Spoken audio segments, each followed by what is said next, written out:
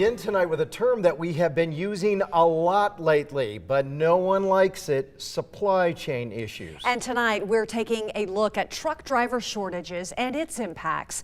Governor Little's office saying the shortage has reached an all-time high with the need to fill 80,000 jobs across the country.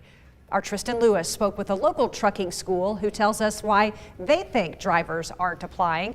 Tristan, really curious, what are they saying? Yeah, so Mark and Kim, it's an industry that touches nearly every facet of our lives because many of the different supplies and items that they transport.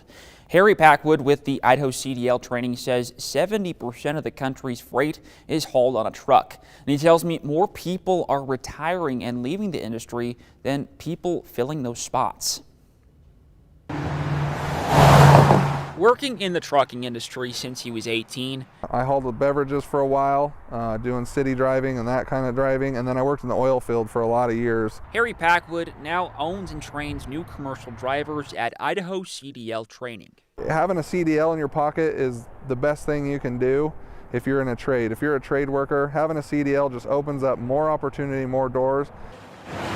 The problem of truck driver shortages in the country has been around for as long as Packwood can remember.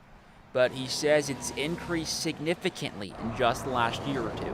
8 years, they're going to have to hire about 1 million drivers just to replace outgoing and retirements and, drivers leaving the industry. According to Packwood, the industry has an older workforce, which during the pandemic forced many to make the decision to stay home or stop driving trucks entirely. There's a debate amongst the industry and people in the industry whether those younger folks should drive a commercial vehicle across state lines, but I think it's a conversation that needs to be had. To drive a commercial truck across state lines, people need to be 21 years old. We're losing those young people to other industries. The Idaho Department of Labor backs up Packwood's claims of young adults having difficulty breaking into the industry. Because it's an expensive course for a very short time period.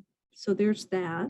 But it's also hard to get insurance until you're a little older. The department also adds their 10-year projections don't show the industry growing all that fast. We anticipate there will be some automation that may occur. We also anticipate that there are other forms of transportation that are filling in. So we see a lot of planes being used for a lot of our FedEx packages.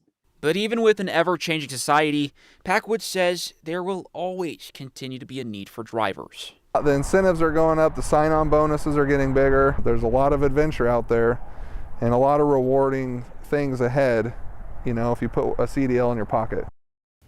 Packwood says there are some companies out there that will pay for a truck driver CDL training, but because of how expensive that investment is, it's not the case everywhere. And he also tells me that he would like to see the state leaders do more about that age problem because it would be easier to recruit students into the business right out of high school. And another thing he wants to see an improvement on is getting more women into the industry. Mark and Kim.